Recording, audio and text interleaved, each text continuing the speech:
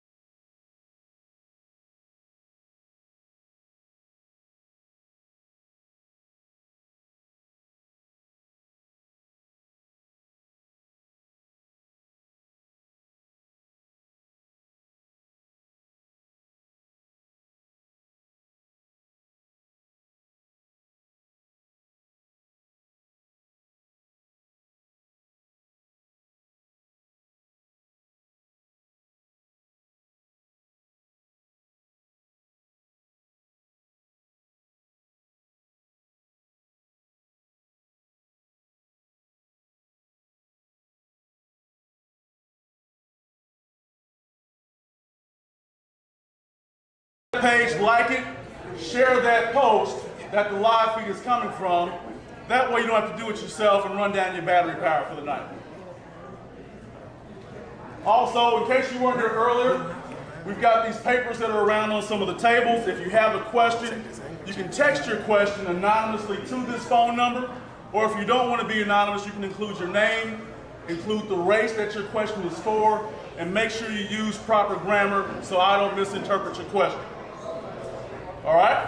If you need one of these, you can take this one, or just have somebody hand you one. I see y'all squinting over there, so I'm going to step out over here. You can pass that over there. Thank you very much. All right. I think we're in good shape and we are ready to go. You give me that yellow highlight. All right. So, candidates, you got to project your voice quite a bit. Everyone else, if you can kind of just keep your voices down for me. Starting from my right, your left, if you can go ahead and introduce yourself, sir, and your profession, and we'll keep moving from there.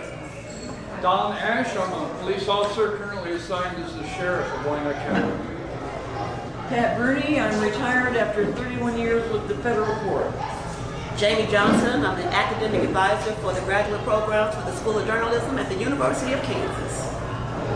Paul P.J. Jones, former battalion.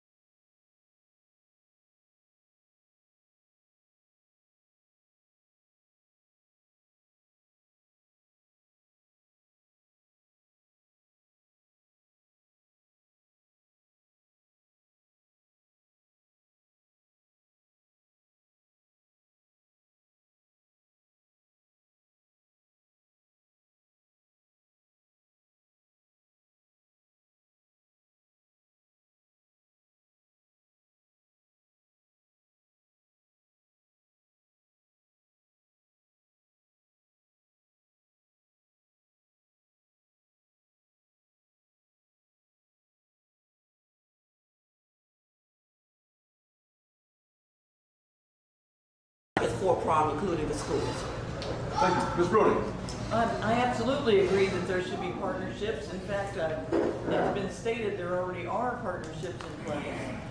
My niece and nephew had the benefit of the concurrent enrollment education and actually saved a year's worth of college expense by getting their college out of the way while they were in USD 500. I think it can start sooner, but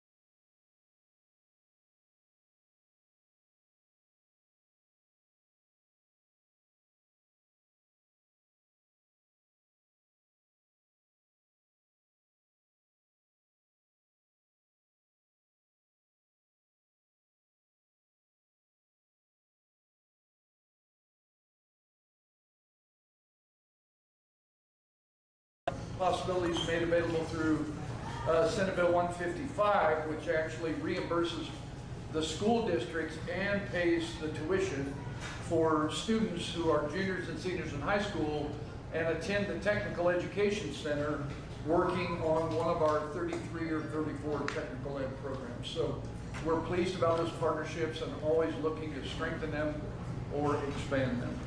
Thank you, Mr. Ash. Next question, we'll stay down there with Mr. Ash. In some communities, for kids that are graduating high school and planning on going on to college, in some communities, some kids or some of our youth feel like they aren't as successful unless they go on to a four-year university. What would you say to that young man or that young woman on the benefits of attending KCKCC versus trying to make that leap automatically to a four-year school?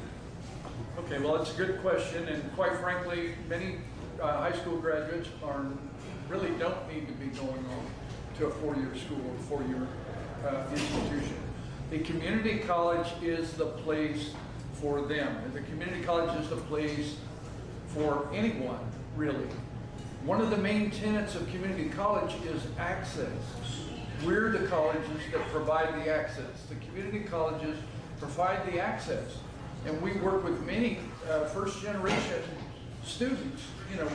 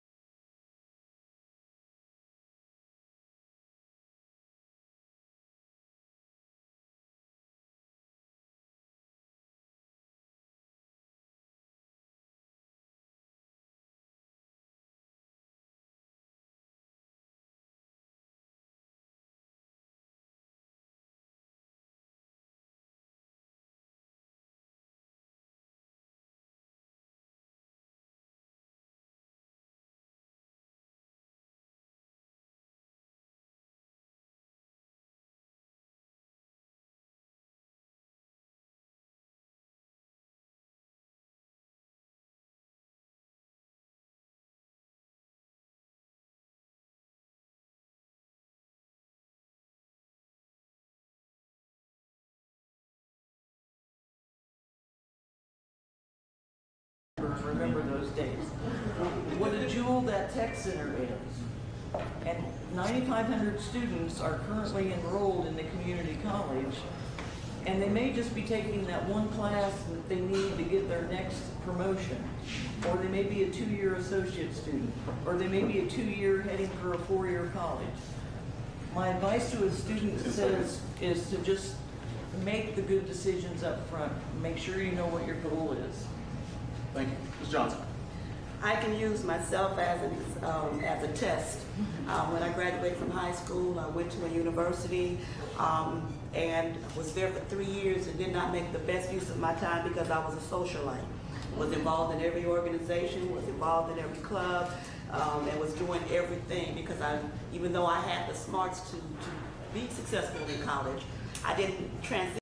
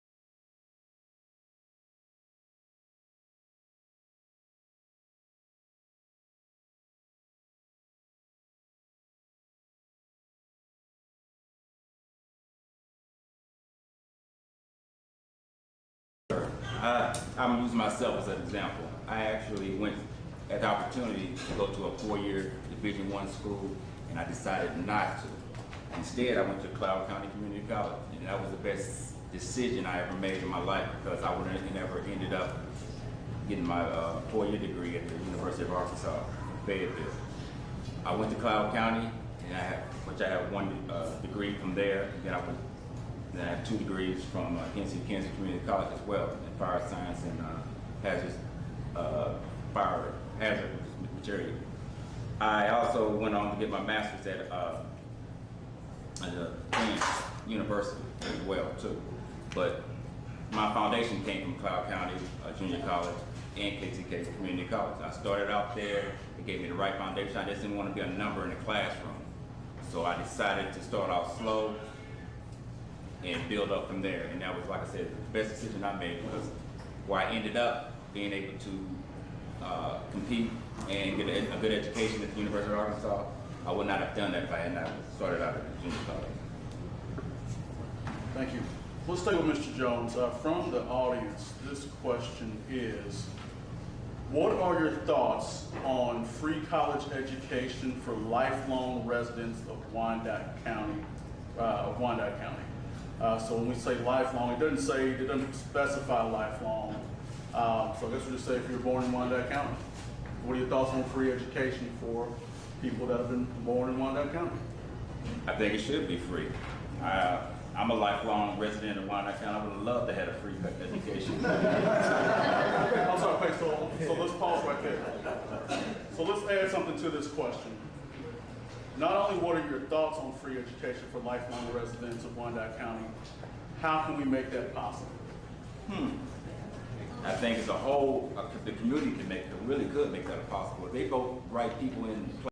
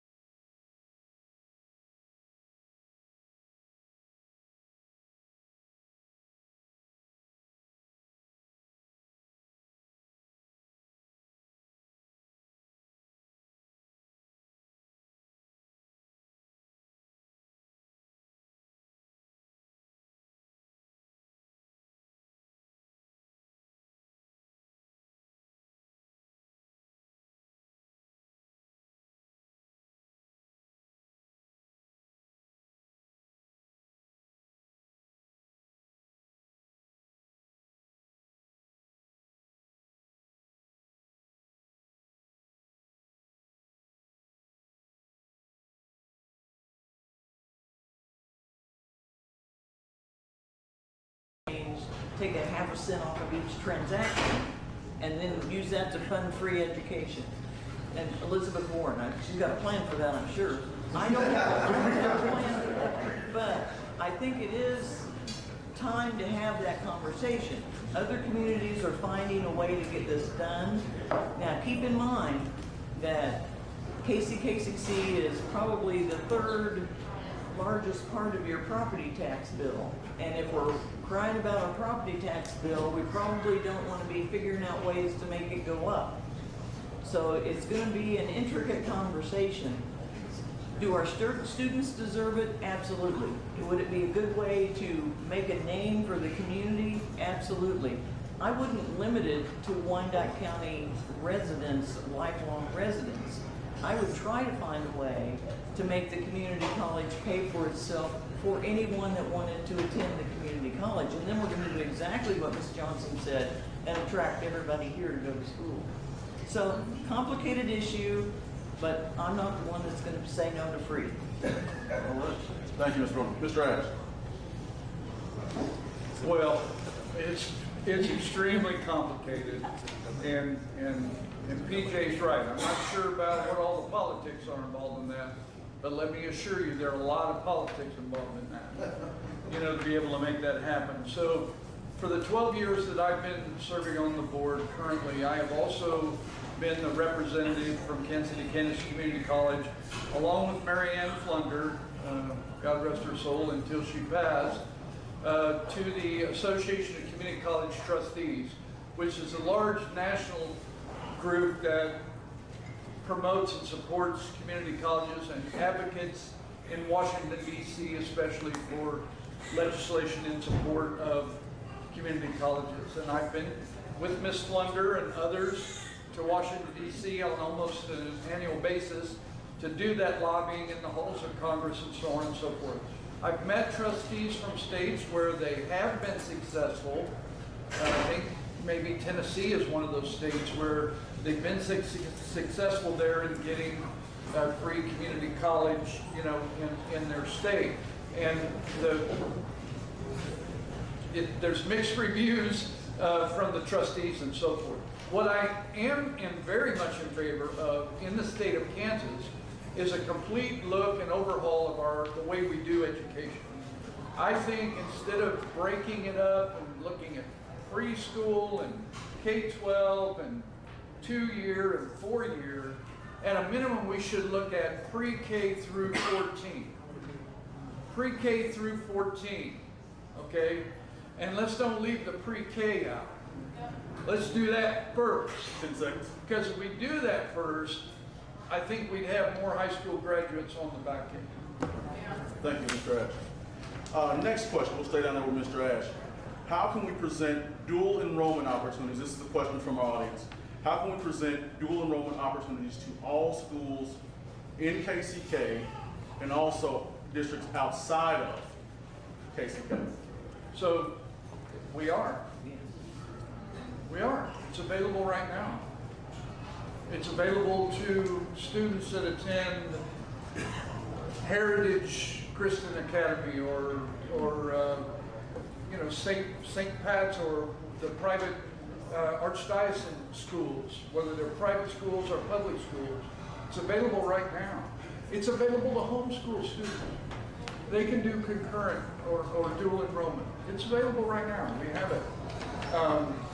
It's a matter of, once again, as was stated earlier, parents, get engaged with the education of your children.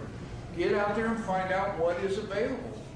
Ask and demand of your high school students and their counseling offices, tell me what my options are. Let us know what our options are. How do we this? How do we do that? My son wants to be a lawyer, so how can I get him to Washburn, right? Yes, sir. How can I get him to Washburn there?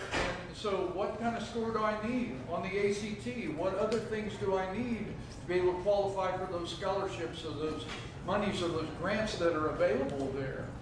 And parents have got to get, you know, more engaged and come and find these answers and help the school guide those children, as was stated earlier, into whatever their desire is, whatever their goal is realistically. Thank you. Ms. Brooker. And I think that the sheriff said it well. It's already out there. But if you walk down your street in your neighborhood and say, did you know you could be going to high school and college at the same time?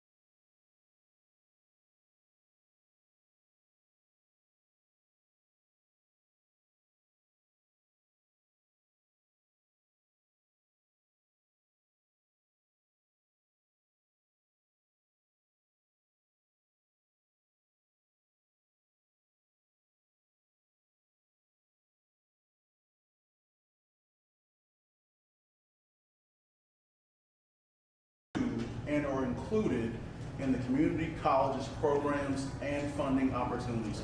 I'll ask it again. How will you continue to ensure that our English language learning students have access to and are included in the community colleges programs and funding opportunities? Mr. Jones.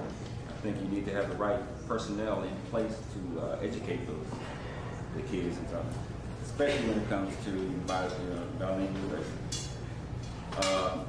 We have a very large population of Hispanic in ESL students. We need to have the right leaders in place so they can be educated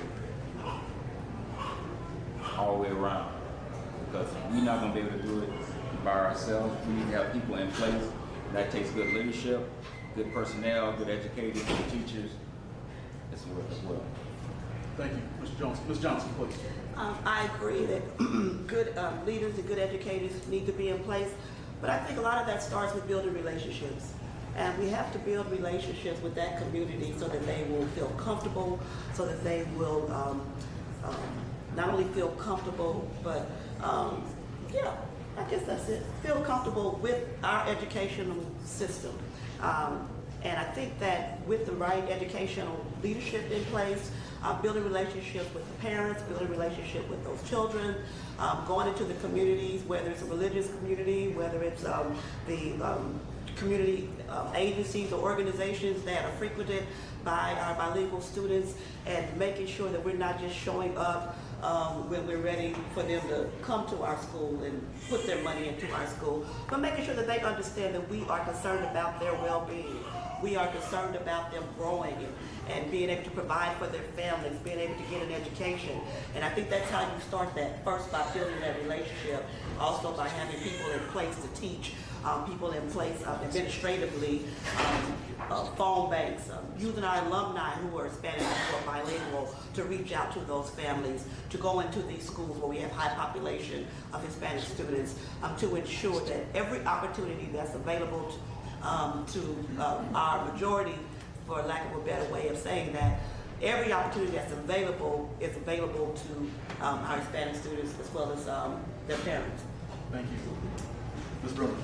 And I'm going to rely on a couple experts in the room. I'm assuming there is an ESL program at the college already, correct? And Dr. Dan, help me with this one. I think there are 72 languages spoken in the KCK school district. So we are a minority majority county now, and we must acknowledge that. And beyond teaching Spanish or English to Hispanic kids, there's 72 other languages out there that we need to be engaged with. So you build a system in the federal court system. We needed to be able to translate in every courtroom. And so we had certified court interpreters. That got a little expensive. We went to a newer system where you could actually dial people up and get an interpreter across the country and do it by phone.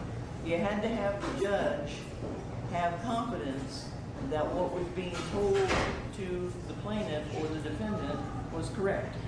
There are ways to solve this problem, but Ms. Johnson makes a very good point. It is about the relationships involved, starting with acknowledging that we are a minority majority county, 72 different languages. Let's use the existing programs that we have at the college and expand them to make them more suitable. Thank you. Mr. Ash. Yes, and I'll tag right on to what Pat was saying there. So we do have that program available, and we do have to be prepared to deal with more languages than just Spanish. So we have that capability, and we work with people that come to us that need those various language education enhancement and skills. I am pleased to be able to tell you, with the respect specifically to Spanish and Latino enrollment and population, for the last 4 to 6 semesters, we have seen slight but steady increases in the Hispanic enrollment at Kansas City, Kansas Community College. That's not by accident. Part of that's very intentional action in reaching out into the community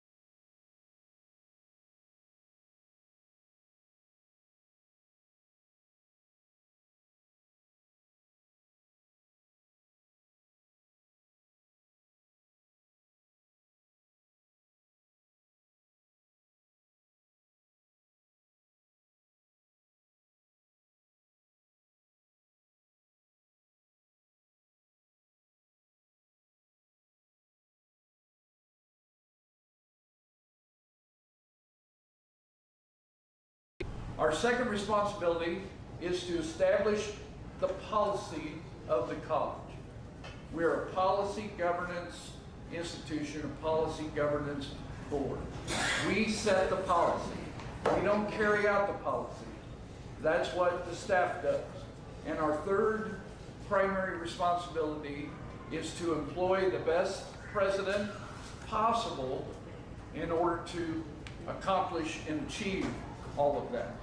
And we believe we have a president on board now who has us as a collective group headed in the right direction, is out building tremendous partnerships in the community to try to get private industry to start paying some of the bill and some of the tab and increase our foundation philanthropic intake so that we can do more and better things with our students. Thank you. Ms. Bruno. Well, and you've heard the listing of the duties of a trustee. Let me give you my impression of a trustee. The word, it's in the word itself. Trustee starts with trust. It's the policy-making board for the college that will establish the trust with the community that says everything is happening here according to what? We're watching your money, we're making your students successful, we're taking care of your buildings, we're meeting our internal goals. So the second part of trustee in my mind is something that came from Girl Scouts for me, which is the old campground rule. You leave it better than you found it.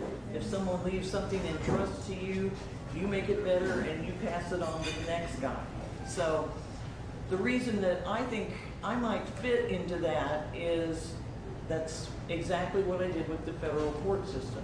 I was in a position that was similar to a CEO with 18 federal judges in 5 cities across western Missouri, designed 3 courthouses, built 2 of them. So a complex system, a lot of wheels turning, 18 federal judges as your board of directors. I understand the complexity of the situation, and I was in the role of trustee with the federal court system, leaving it better than I found it. That would be my same goal for you all. Make the community trust the community college. Thank you. Thank you, Ms. Bruni. Ms. Johnson. Yes, and she took one of the things that I was going to say. I like wherever I work, whatever organization that I'm a part of, I like to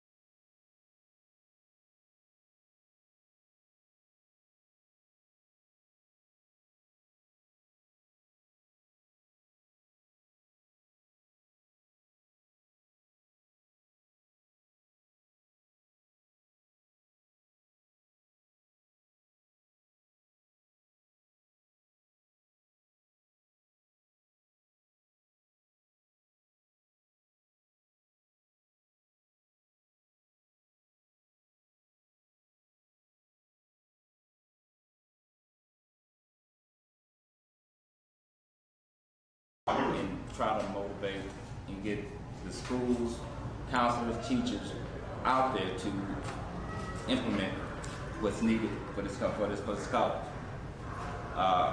My heart and soul and my passion for Kansas City, Kansas can't be questioned. The reason I came back to Kansas City, Kansas was to exactly put my heart and soul back into Kansas City, Kansas community. And I've done it in several ways, on different leadership positions, on the board of directors, and so forth. And that's my main goal, is to just give back. I want to teach, motivate, educate, counsel, and encourage each and every one here that there's hope, there's a chance, there's possibilities, and you can do whatever you set your mind to. Thank you. All right, so folks, let's give these people a hand. Right, thank you all.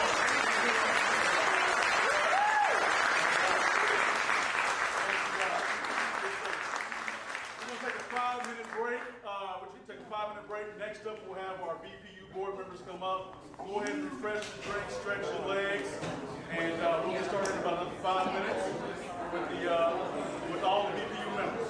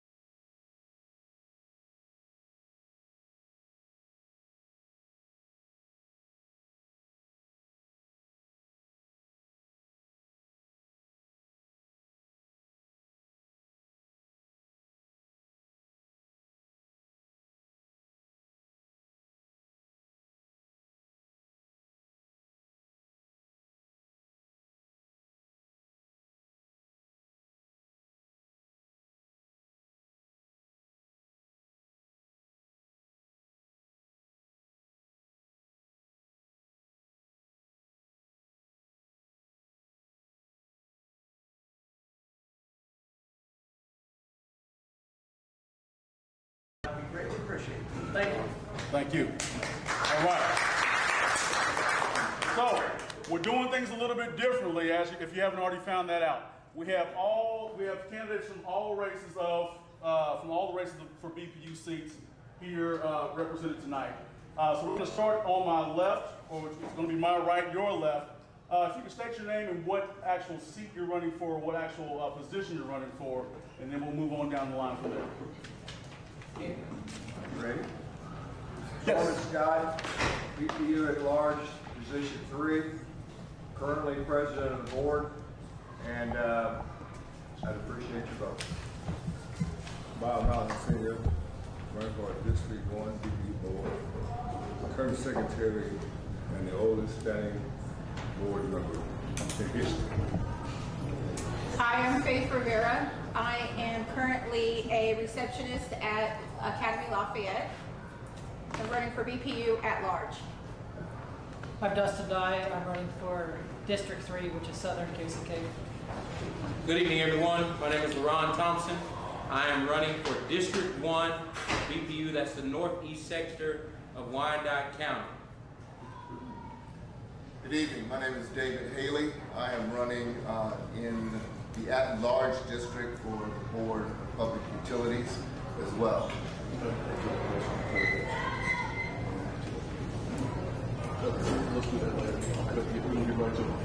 Okay, if it's all right with you guys, we have a lot of questions, so if we can trim our responses down to a minute 30, we can keep this moving right along. Okay, so let's just get right to it. The pilot kind of has, quote unquote, some controversy around it.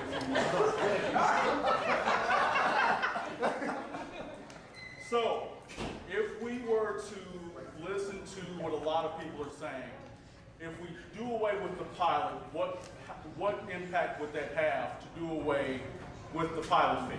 Let's start with Norm on the end there. Well, first of all, the pilot doesn't belong to us. It's passed through on our billing. It's a UG charge that they get. It's $35 million that goes to their coffers. We don't keep any of it. It's just a pass-through on our billing. Thank you, Norm. Thank you, Mr. Scott. Mr. Mallon. Okay, first of all, you gotta understand the pilot. The pilot is between 5 to 15% imposed by you, the government, the 1st of September every year. The purpose of the pilot is to defray some of the costs the city has to incur. If you don't have a pilot, the taxes will go up. Now let me tell you this. The pilot program is not the only issue when we have concerns on the utility bill. Keep that in mind. Pilot is just one issue in the utility bill. Thank you, Mr. Bob. Mr. Burr. Yes, so the pilot tax, like these gentlemen have discussed, it is $34 million in revenue that is handed straight to the UG. I would like to build a coalition to end the pilot tax.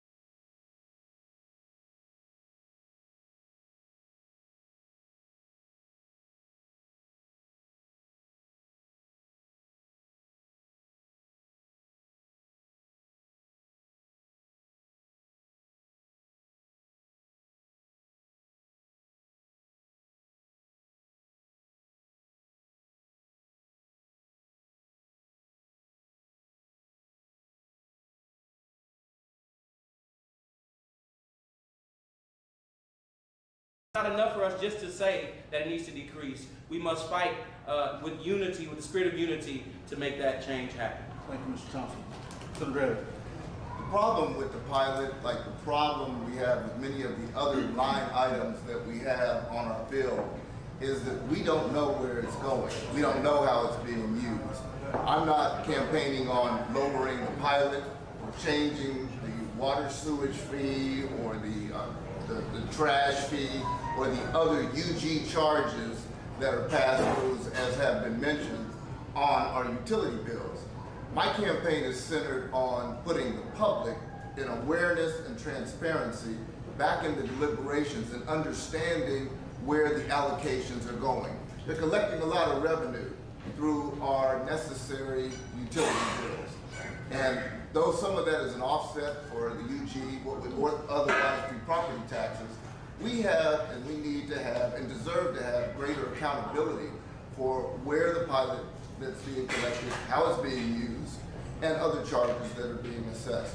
And that's what the fundamental part of our campaign is to have someone on the Board of Public Utilities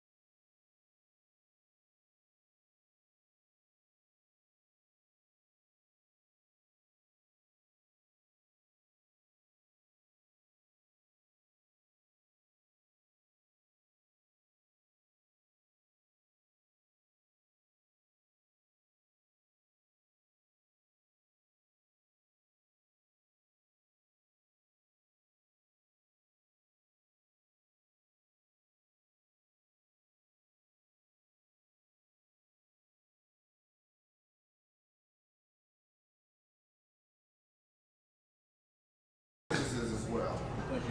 Mr. Thompson, the question is, given the deals that have been passed on to the T-Bones organization and Metro Fitness, for example, how can we extend some of those same benefits to smaller for-profit businesses?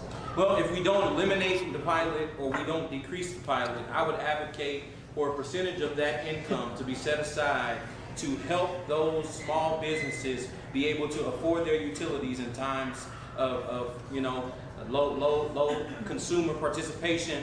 If it's not going to be lowered, if we're not going to eliminate that, then I would advocate for a portion of that income, that revenue, to help small businesses and individual consumers. You know, because Senator Haley said $1.19. I've heard people get cut off for 4 cents.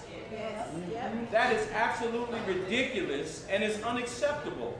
Water and electricity is a necessity for life, and we should not be cut off for 4 pennies. Something has to change. We must do better, and if we're going to extend those same graces to those T-Bones or Metro Fitness, we need to find a solution to extend to the small businesses so that our economy can be sustainable for longevity. Thank you, Mr. Thompson. Mr. Dutton. I'm skeptical whether anyone can